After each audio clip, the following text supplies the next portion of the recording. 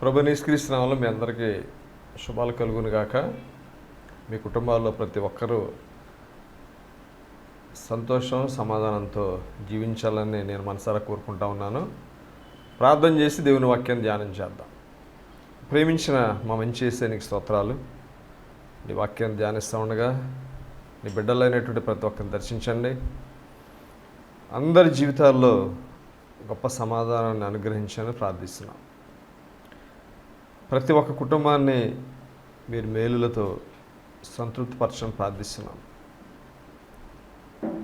ఆత్మీయంగా నీ బిడ్డలందరూ బలపడడానికి సహాయం చేయమని, నీ మాటలు మాకు అనుగ్రహించి బలపరచమని యేసు నామంలో ప్రార్థిస్తున్నాం తండ్రి, ఆమేన్. దేవుని యొక్క ప్రేమ అనేది మనందరి జీవితాల్లో చాలా అద్భుతంగా ఉంది. ప్రతి ఒక్కరిని కూడా ఆయన ప్రేమిస్తున్నాడు. ఎంత ప్రేమిస్తున్నాడంటే తన ప్రాణాన్ని ఇవ్వడానికి సైతం వెనుతీయకుండా మీరు నాకు చాలా ముఖ్యమని తన చివరి రక్తబొట్టు వరకు మన కోసం చిందించిన ఆ గొప్ప దేవుని ప్రేమ అనేది పరిశుద్ధ గ్రంథంలో మనకు కనపడుతుంది. ఇది చరిత్రలో ఎవరు చూపించినటువంటి ఒక అసాధారణమైనటువంటి గొప్ప కార్యమైన విషయాన్ని మీకు గుర్తు చేస్తూ ఉన్నాను. ఈ వాక్యాన్ని వీక్షిస్తున్నటువంటి మిమ్మల్ని అందరినీ కూడా యేసే ప్రేమిస్తున్నాడు, అందులో అనుమానమే లేదు. ప్రతి ఒక్క పరిస్థితిని ఆయన గమనిస్తున్నాడు. మనం ఎదుర్కొనే ప్రతి సవాలుకరమైనటువంటి పరిస్థితుల నుంచి మనం బయటికి రావాలని మనకంటే ఎక్కువ దేవుడు కోరుకుంటూ ఉన్నాడు. మన ప్రార్థనలకు జవాబిచ్చేటటువంటి వాడు.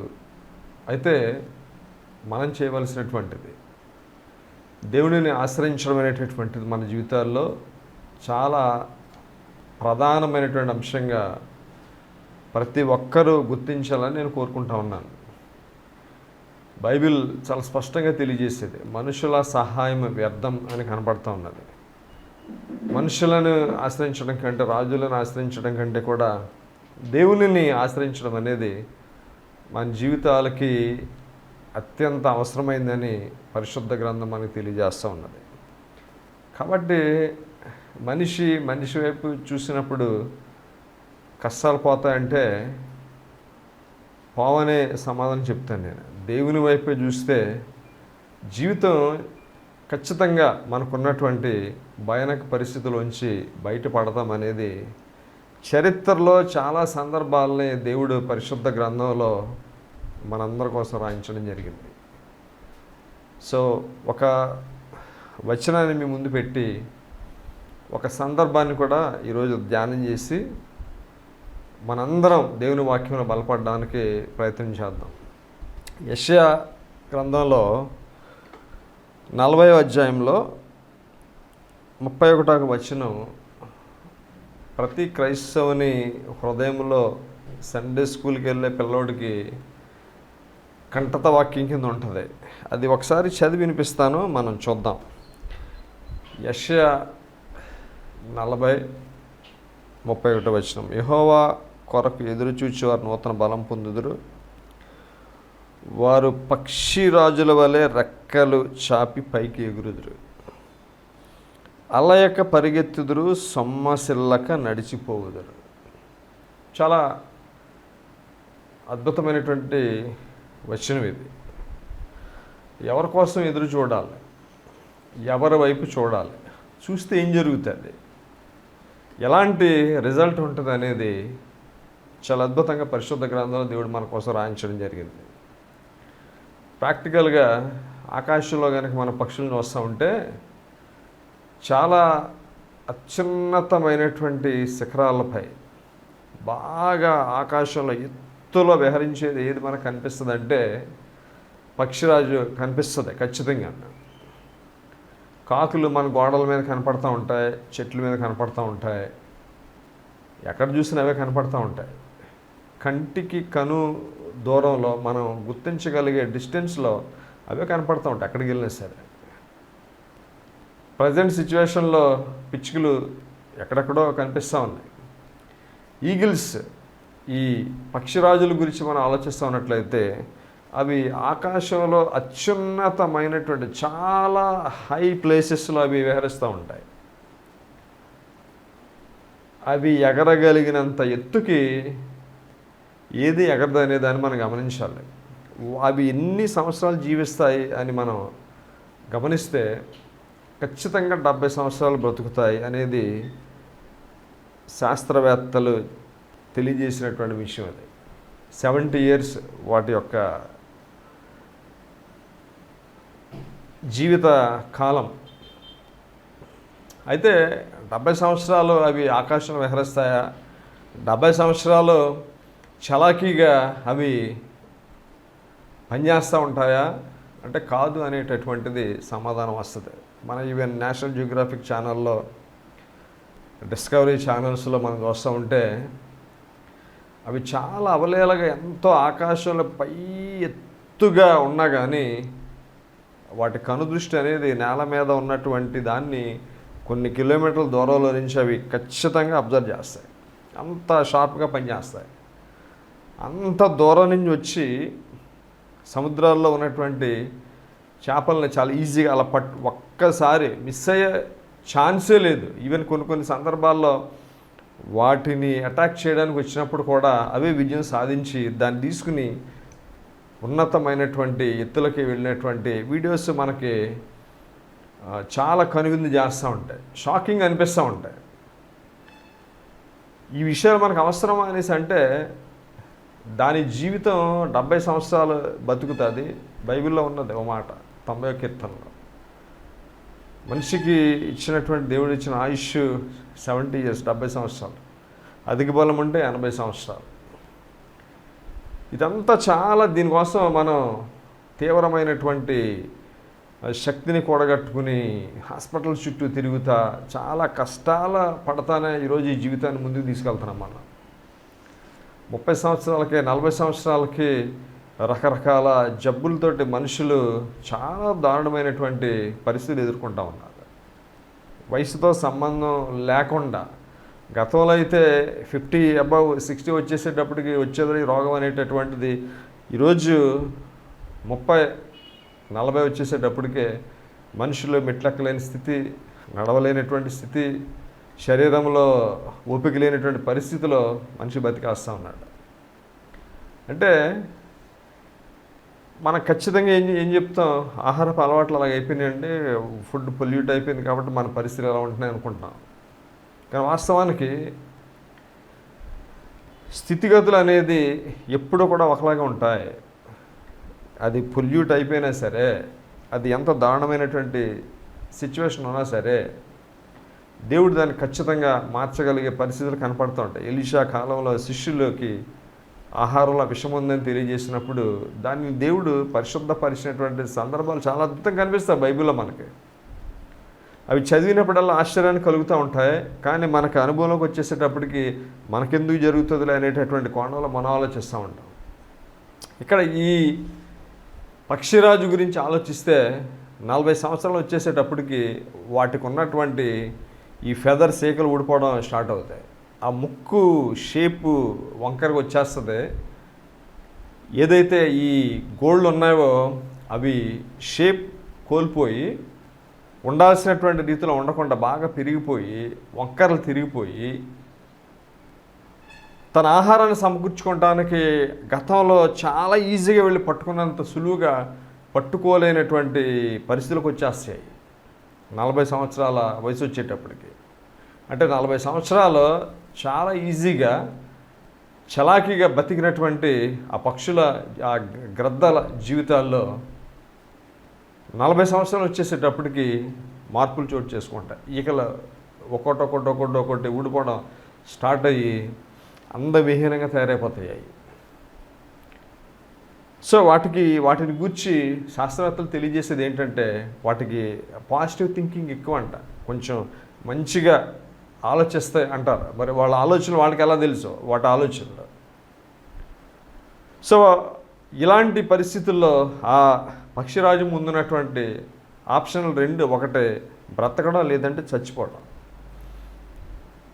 అది బ్రతికే ప్రయత్నం చేస్తే ఉన్నతంగా ఆలోచిస్తే ఇంకొక 30 years ముందు కొనసాగే ఛాన్స్ ఉంది. కాబట్టి ఇప్పుడు అలాంటి ఒక పక్షిని తీసుకొచ్చి బైబిల్లో మనకి మెన్షన్ చేసి నువ్వు ఇలా ఉంటే నీ బ్రతుకు బాగుంటుంది, నీకు అధిక బలం కలుగుతుంది, అలాగే పరిగెత్తుతారు, సొమ్మసెల్లక నడిచి వెళ్తారు అనేటటువంటిది వాక్యం తెలియజేస్తుందంటే పక్షులకే అంతుంటే బ్రతకాలి అనేటటువంటి ఆలోచన దేవుడు మనకిచ్చినటువంటి జ్ఞానాన్ని బట్టి, దేవుడు మనకిచ్చినటువంటి పరిశుద్ధాత్మను బట్టి, దేవుని వైపు చూసినటువంటి ప్రతి వ్యక్తి దేనిని బట్టి ధైర్యం తెచ్చుకోవాలంటే వాక్యాన్ని బట్టి ధైర్యం తెచ్చుకోవాలి. ఎస్, ఇలాంటి పరిస్థితుల్లోంచి దేవుడు నన్ను ఖచ్చితంగా బయటికి తీసుకొస్తాడు. బైబిల్లో చదువుతున్నటువంటి ప్రతి సందర్భం నీలో నాలో ఏం తీసుకురావాలంటే విశ్వాసాన్ని రేకెత్తించాలి, విశ్వాసాన్ని రెచ్చగొట్టాలి మన జీవితంలో. మనుషులు ఎవరైతే విశ్వాసం లేకుండా ఉంటారో వాళ్ళ దగ్గరికి వెళ్ళి మన కష్టాలు చెప్పుకుంటాం మూలంగా మనం దిగజారిపోవడంతో పాటుగా వాళ్ళు చెప్పే మాటలు మనల్ని బాగా ప్రభావితం చేస్తూ ఉంటాయి. ఇది ఏం చేస్తుందంటే ఈ పక్షిరాజు కింద ఉండి ట్రై చేస్తే పని అవ్వదు, ఎందుకంటే ఒక్కొక్కటి రెక్కలు ఈకలు ఊడిపోతూ ఉంటాయి కాబట్టి అది ఒక కాకి సైతం వచ్చి దాన్ని పొడిచి అవన్నీ మూగి దాన్ని ఈజీగా చంపేస్తాయి. దానికి ఉన్న చాయిస్ ఏంటంటే కింద ఉంటే చస్తదే, పైకి వెళ్తే ఖచ్చితంగా బ్రతుకుతుంది. కాబట్టి ఏం చేస్తుందంటే శక్తిని అంతా కూడగట్టుకుని పర్వత శిఖరాల మీదకి అది ఎగురుకుంటూ వెళ్తుంది, శక్తిని కూడగట్టుకుంటుంది, బ్రతకడానికి ప్రయత్నం చేస్తుంది. ఆ పైకి వెళ్ళినటువంటి తర్వాత ఇంచుమించు 150 రోజులు అది బాధను అనుభవిస్తుంది. 150 రోజులు బాధను అనుభవిస్తుంది, 5 నెలల పాటు. ఎంత భయంకరమైనటువంటి పరిస్థితిని ఎదుర్కొన్నప్పుడు మరి దానికి తిండి ఎక్కడి నుంచి వస్తుందో, అది ఎలా సర్వైవ్ అవుతుందో, ఎలా బ్రతుకుతుందో తెలియదు. కానీ ఆ జీవితంలో ఇంకొక 30 సంవత్సరాల ముందుకు వెళ్ళాలనేసి అంటే ఆ యొక్క 5 నెలల కాలం అనేది చాలా కీలకమైనటువంటిది దాని లైఫ్లో. ఆ ముక్కు షేపు కరెక్ట్గా వచ్చేదాకా ఒకడు ఏం చేస్తాడంటే బండకే కొట్టుకుంటాం, రాపిడి తోటి బ్లడ్ వచ్చేస్తూ ఉంటుంది. ఆ కాళ్ళు గోర్లు షేప్ తీసుకురావడానికి చాలా ఇబ్బందులు పడేటువంటి పరిస్థితి వస్తుంది. ఇలాగ జరుగుతూ ఉన్నటువంటి క్రమంలో ఆ 5 నెలల కాలం 150 రోజుల కాలంలో జరిగేది ఏంటంటే ఆ ముక్కు కరెక్ట్గా షార్ప్గా తయారవుతుంది. అది తన ప్రయత్నం వల్ల తనకు ఉన్నటువంటి ఆలోచనతోటి తన జీవితం కోసం అది ఫైట్ చేస్తుంది. కాబట్టి తిరిగి ఆ ఉన్నటువంటి కాలంలో ఒక్కొక్కటి రెక్కలు రావడం స్టార్ట్ చేస్తాయి. అప్పుడు మళ్ళీ అది ఆకాశంలో విహరించడం మొదలు పెడుతుంది. సో ఇక్కడ ఎదురు చూచువారు అనే దాని గురించి ఇక్కడ రాయబడినటువంటిది ఏంటంటే వెయిట్ ఆన్ యావే. ద హెబ్రూ వర్డ్ గురించి వెయిట్, దానికి అర్థం ఏంటంటే టై, ట్విస్ట్ ఆర్ బైండ్, అంటే కట్టబడి ఉండడం, దేవునితోటి అంటకట్టబడడం. ఈవెన్ అదే విషయాన్ని యేసుక్రీస్తు వారు యోహాను సువార్త 15వ అధ్యాయంలో తెలియజేస్తారు. నాకు వేరుగొని మీరేం చేయలేరని తెలియజేస్తారు. మీరు నా యందున నా మాటల మీద నిల్చుంటే మీకు ఏది ఇష్టమో అది అడగండి అని తెలియజేస్తాడు. ద్రాక్షవల్లిలో తీగ ఉంటేనే కానీ ఫలించదనే విషయాన్ని యేసుక్రీస్తు వారు ప్రపంచానికి తెలియజేస్తూ ఉన్నాడు. వాక్యాన్ని వీక్షిస్తున్నటువంటి మీరు ప్రతి ఒక్కరు గుర్తుంచుకోవాల్సింది ఏంటో తెలుసా? దేవుడు నమ్మదగినటువంటి వాడు. మనము ఆయనని గట్టిగా హత్తుకుని కట్టబడి ఆయనతోటి ఎప్పుడైతే ఉంటామో, ఆయన కోసమే మనం ఎదురు చూస్తామో, ఆయనే చెయ్యాలని, నువ్వు తప్ప నాకు ఎవరు దిక్కులేదు అనేటటువంటి ఆలోచనలతో ఆయన ముందుకు వస్తామో ఖచ్చితంగా దేవుడు మన జీవితాల్లో చేసేటటువంటి అసాధారణమైనటువంటి కార్యాలని ఈరోజు వాక్యాన్ని వీక్షిస్తున్నటువంటి నా సోదరి, నా సోదరుడా, దేవుని బిడ్డలారా, మీరు ఖచ్చితంగా అనుభవిస్తారనే విషయాన్ని మీకు గుర్తు చేస్తూ ఉన్నాను నేను. ఏంటంటే ఇది మనిషి కాదు, కానీ దానికి జ్ఞానాన్ని ఇచ్చాడు. తన బ్రతుకు అది బ్రతకడానికి తన కష్టపడుతుంది, చేయాల్సింది చేస్తూ ఉన్నది. ఇంకొక 30 సంవత్సరాల పాటు తన జీవితాన్ని పొడిగించుకుంటూ ఉన్నది. కాబట్టి దేవుడు మనం అడగడానికంటే ముందుగానే మన అక్కర్లు ఎరిగినటువంటి వాడు. మన పరిస్థితులు ఎరిగినటువంటి వాడు, మనం ఎదుర్కొనేటటువంటి ప్రతి సవాలును చూసేటటువంటి దేవుడే ఉన్నాడు ఆయన. సార్ నా కోసం దేవుడు ఏం చెప్తున్నాడండి అని మనుషుల వైపు పరిగెట్టకుండా, నువ్వు ఉన్న చోట నీకు దేవుడు అనుగ్రహించినటువంటి నీ దైవజనుతో నీ సంఘానికి నమ్మకత్వంగా ఉండి, ఎప్పుడైతే మన జీవితాలని దేవుని వైపు మన కనుదృష్టి ఉంటుందో ఖచ్చితంగా మన బతుకులు ఎలా ఉంటాయి అనేసి అంటే, దేవుని కోసమే ఎదురు చూసేటటువంటి వాడు అలసిపోయే ప్రసక్తి లేదు, సొమ్మసిల్లే ప్రసక్తి లేదు, కానీ వాడు పరిగెట్టే స్థితిలో ఉంటాడు. పరిగెట్టడం అంటే ఒంట్లో ఓపిక లేనివాడు పరిగెట్టేటటువంటి ప్రసక్తి లేదండి. ఒంట్లో ఓపిక ఉన్నటువంటి వాడు, కాళ్ళలో సత్తు ఉన్నటువంటి వాడు పరిగెడతాడు. మన జీవితాల్లో దేవుడు ఉన్నప్పుడు నూతన బలాన్ని ఖచ్చితంగా మనం పొందుకుంటామని అనటానికి ఇది నిదర్శనంగా దేవుడు మన కొరకు పరిశుద్ధ గ్రంథంలో రాయించినటువంటి విషయంగా చూస్తూ ఉన్నాం. అంతేకాకుండా మొదటి సమూయేలు 30లో ఒక చాలా దారుణమైనటువంటి సందర్భాన్ని దావీదు ఎదుర్కొంటాడు. నాకు తెలిసి సౌలు తరుముతా ఉన్నటువంటి సన్నివేశాల కంటే కూడా, సౌలు చంపేద్దాం అనేటటువంటి పరిస్థితుల కంటే కూడా, దావీదు జీవితంలో కూడా ఉన్నటువంటి వ్యక్తులు ఎవరెవరైతే ఆయనని వెంబడిస్తూ వచ్చారో, దావీదుతో కనుక వెళ్తే మా అప్పులు తీరుతాయి, దావీదు పైకి వస్తే మమ్మల్ని పట్టించుకుంటాడు అన్నటువంటి వ్యక్తులు కూడా ఉన్నటువంటి వ్యక్తులు తిరుగుబాటు చేసినప్పుడు దావీదు ఏ రీతిలో దేవుణ్ణి చూసి, దేవుని వైపే చూసి ఆయన విజయం సాధించాడనేటటువంటిది ఈ వచనంలో కనిపిస్తుంది. 30వ అధ్యాయంలో మొదటి సమూయేలు గ్రంథంలో మనం చూస్తే, దావీదు అతని జనులు 3వ దినమందు సిక్లగునకు వచ్చిరి. అంతలో అమాలేకులు దండెత్తి దక్షిణ దేశం మీదన సిక్లగు మీదన పడి కొట్టి దానిని తగులబెట్టి గనులనేమి అల్పులనేమి అందులోనున్న ఆడువారిని చెరబట్టుకుని చంపక వారిని తీసుకుని వెళ్ళిపోయి ఉండిరి. దావీదును అతని జనులను పట్టణమునకు వచ్చి అది కాల్చబడి ఉండుటయు తమ భార్యలు కుమారులు కుమార్తెలు చెరలోనికి కొనిపోబడి ఉండుట చూచి.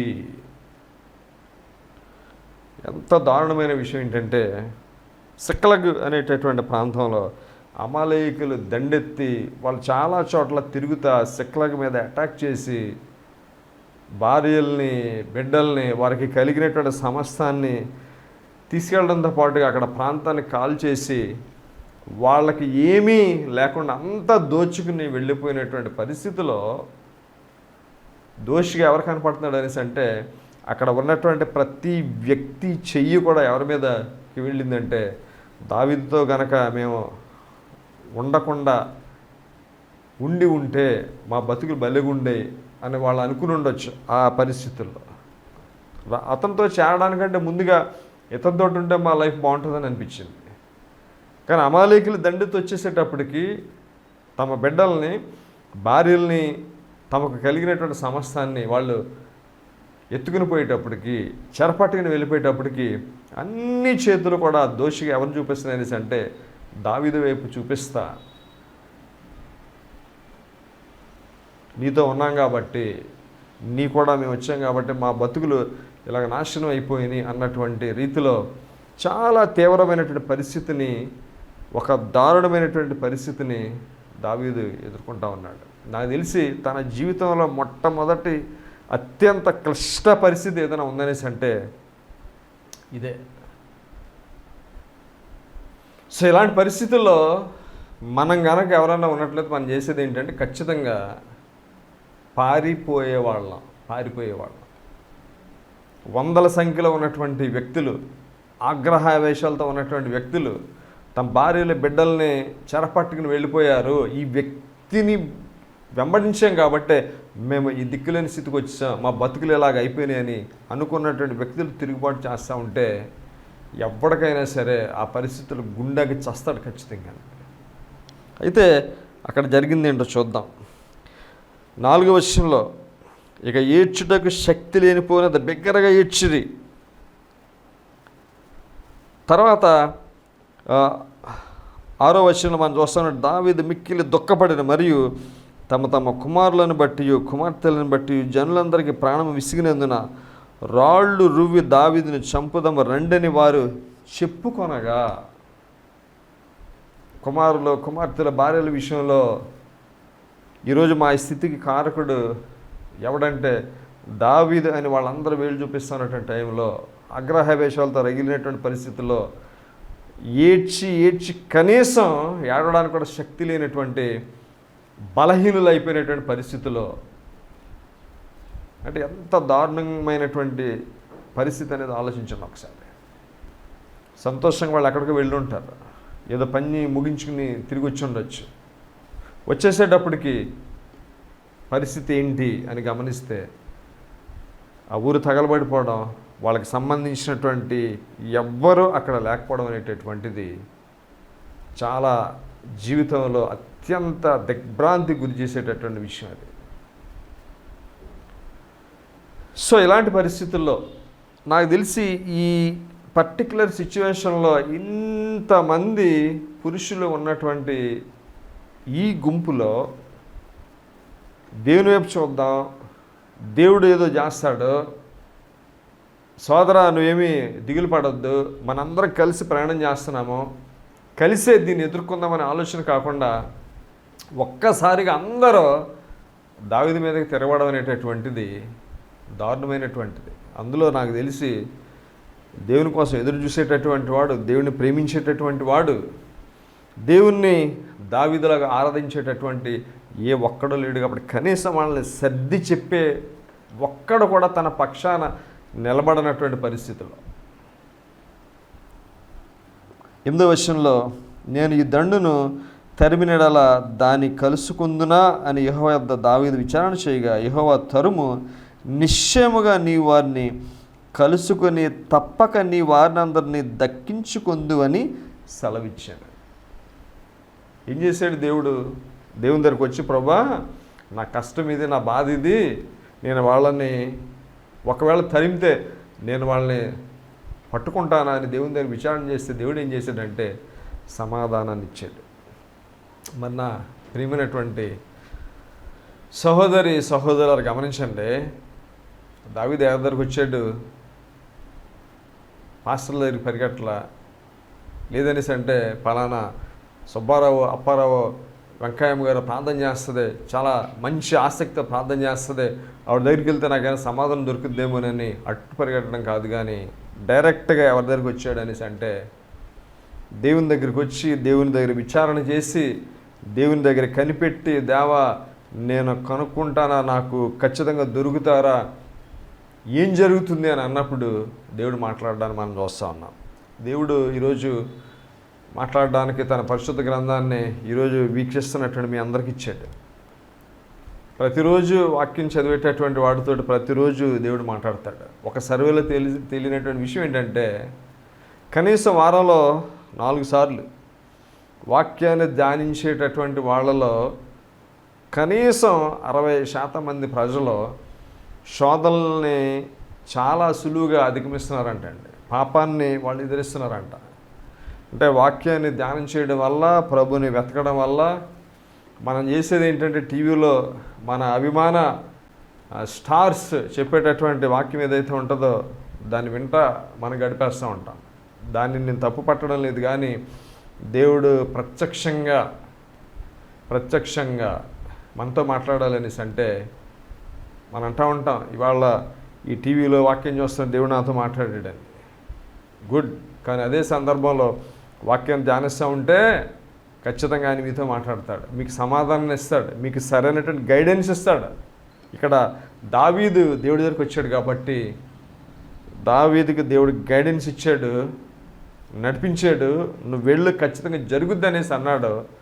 తర్వాత 18వ వచనంలో, ఏలాగున దావీదు అమాలేకీయులను దోచుకొని పోయిన దాని అంతటిని తిరిగి తెచ్చుకున్నాను, మరియు అతడు తన 2 భార్యలను రక్షించను, కుమారులేమి కుమార్తెలేమి దోపుడు సొమ్మేమి వారు ఎత్తుకుపోయిన దాని అంతటిలో కొద్దిదేమి గొప్పదేమి ఏమీ తక్కువ కాకుండా దావీదు సమస్తమును రక్షించెను. ఇది చరిత్రలో జరిగినటువంటి ఒక మానవుడు అయినటువంటి, పవర్ లేనటువంటి, అంటే అధికారం లేనటువంటి రాజుగా ఇంకా ఛార్జ్ తీసుకోకుండా ఉన్నటువంటి సామాన్యుడైనటువంటి దావీదు సాధించినటువంటి విజయాల్లో అత్యద్భుతమైన విజయం అని మీకు గుర్తు చేస్తూ ఉన్నాను నేను. కూడా ఉన్నవాళ్ళు రివర్స్ అయితే ఎలా ఉంటుంది, చాలా దారుణంగా ఉంటుంది. మన జీవితాల్లో కూడా ఉన్నవాళ్ళే మనకి చాలా ఈజీగా గోతులు తవ్వేస్తారు. ప్రాబ్లం అనేది ది బెస్ట్ వీళ్ళే అనుకున్న వాళ్ళతో ఎదురవుతుంది ఖచ్చితంగా. కాబట్టి మనం ఎప్పుడు గుర్తుంచుకోవాల్సింది, దేవుని కొరకు గనక మనం ఆయనతో అంటు కట్టబడితే, దేవునితోనే మనం సంబంధాలు కనుక కలిగి ఉంటే, ఆయన వైపే కనుక మనం చూస్తున్నట్లయితే ఖచ్చితంగా మన జీవితంలో సమస్త విధములైనటువంటి ఛాలెంజెస్ని అధిగమించి అలయక సొమ్మసిల్లక ఖచ్చితంగా మనం పరిగెడతాం, నూతన బలాన్ని ఖచ్చితంగా పొందుకుంటాం. దావీదు జీవితంలో ఆయన చేసింది ఏంటంటే, మనుషులు తిరుగుబాటు చేసినప్పుడు దేవుడి వైపు తిరిగాడు. ప్రాణాపాయ స్థితిలో దేవుని వైపు తిరిగాడండి. దేవుడు ఏం చేశాడు, సమాధానం ఇచ్చాడు. సమాధానంతో పాటుగా చెప్పిన మాటతో పాటుగా వాగ్దానాన్ని నెరవేర్చి దావీదుని సురక్షితంగా కోల్పోయినటువంటి దానికి మించి వాళ్ళు క్షేమంగా తిరిగి రావడాన్ని, కొల్ల సొమ్ముతో తిరిగి రావడాన్ని, ఒక గొప్ప అద్భుతాన్ని బైబిల్లో దేవుడు మన కోసం రాయించాడు. ఇది కట్టు కథ సరదాగా రాసింది అనేసి అంటే, ఒక సామాన్యుడైనటువంటి ఒక మనిషి, నీలాంటి నాలాంటి మనలాంటి మనిషి దేవుని వైపు చూసి సాధించిన ఘన విజయం అనే విషయాన్ని గుర్తు చేస్తున్నాను. సో మీ జీవితాల్లో అత్యద్భుతమైన విజయాలు సాధించాలంటే ప్రభు వైపు చూద్దాం. ప్రభు మనకు తోడుగా ఉంటాడు, నూతన బలాన్ని కలిగి ఉంటాం. అలాగ సమస్యలుగా దేవుని యొక్క కార్యాలు మనకు ఖచ్చితంగా చూద్దాం. అలాగ సమస్యలకు పరిగెడదాం. ఇలాంటి కార్యాలు ఈ వాక్యాన్ని వీక్షిస్తున్నటువంటి నా సోదరి, నా సోదరుడా, యవన బిడ్డలారా, మీ అందరి జీవితాల్లో ప్రభు వైపు మాత్రం చూసినప్పుడు ఖచ్చితంగా ఆశ్చర్యకార్యమైనటువంటి తన యొక్క మహిమకరమైనటువంటి కార్యాలు మీ అందరి జీవితాలు ఖచ్చితంగా చూసే దేవుని యొక్క కృప మీకు తోడే ఉండాలని నేను ఆశిస్తూ ఈ మాటలు నేను ముగిస్తున్నాను. చిన్న ప్రార్థన చేసుకున్నాను. ప్రేమించిన యేసయ్య నీకు స్తుతులు, స్తోత్రాలు. విన్న వాక్యాన్ని బట్టి నీకు వందనాలు. విన్న వాక్యము నాయన నా ప్రియ సోదరుల జీవితాల్లో ప్రతి కుటుంబంలో ఫలించడానికి సహాయం చేయండి. నా దేవ, నీ గాయంలో ఉన్న స్వస్థతను బట్టి నీ బిడ్డలకు ఆరోగ్యాన్ని కలగజేయండి. మంచాల మీద ఉన్నటువంటి వ్యక్తులను లేవనెత్తమని ప్రార్థిస్తున్నామయ్యా. జాబ్స్ కోసం చూసే వ్యక్తుల జీవితాల్లో గొప్ప కార్యాలు జరిగించండి నాయన. మరి కాలేజీలో అడ్మిషన్స్ కోసం చూసే వ్యక్తుల జీవితాల్లో నాయన మరి వారికి తగిన న్యాయం జరిగించండి ప్రభా. ప్రతి ప్రార్థనకు నాయన బిడ్డలు చేసే ప్రార్థన జవాబు దయచేయండి. ప్రతి కుటుంబంలో నాయన సవాలును అధిగమించే విశ్వాసాన్ని, తగినటువంటి ఆత్మ జ్ఞానంను అనుగ్రహించమని, అందరిని ఆశీర్వదించమని యేసునామంలో ప్రార్థిస్తున్నాం తండ్రి. ఆమేన్, ఆమేన్. మీ అందరికీ వందనాలు. దేవుడు మీ అందరికీ తోడే ఉండి మిమ్మల్ని ముందుకు నడిపించునుగాక. ఆమేన్. అందరికీ వందనాలు.